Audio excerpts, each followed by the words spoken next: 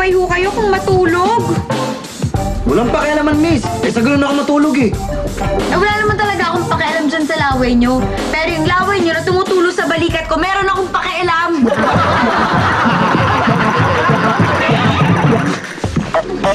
Sir, your magazine. Ma'am, your receipt. Miss? Yes, ma'am. Safe po ba ang aeroplanong to? Abay, opo. Kung sakaling magka-crash, alam na po ng piloto natin kung anong gagawin.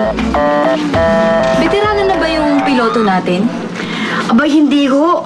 Pero lahat ng aeroplanong minaneho niya, nag-crash, kaya sanay na siya.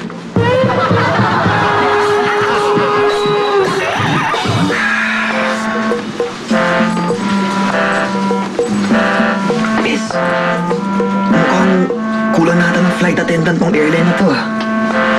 Bakit mo naman nasabi yan? Eh, tingnan mo. Senyorito, ano po gusto niyo?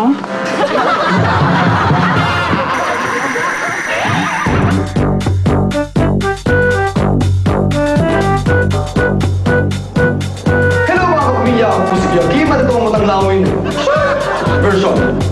Yes, tama! Napapasok po ang ating mga dila, lalo na pag tayo ay kumakain o umiinom ng mga mainit.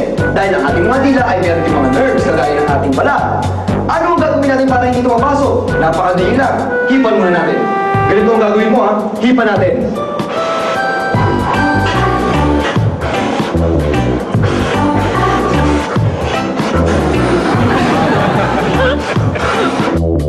Oh, alam niyo mga pamilya, napakahirap pala at makakapagod pag sabay-sabay nating inihipan. Annyeonghaseyo!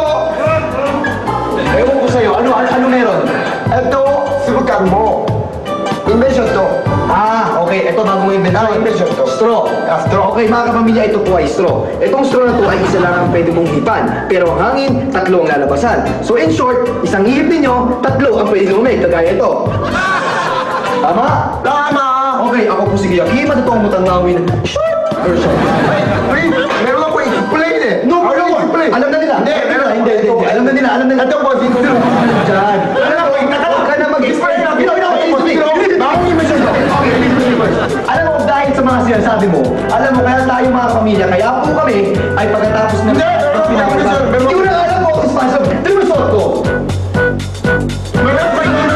No more. Sandali.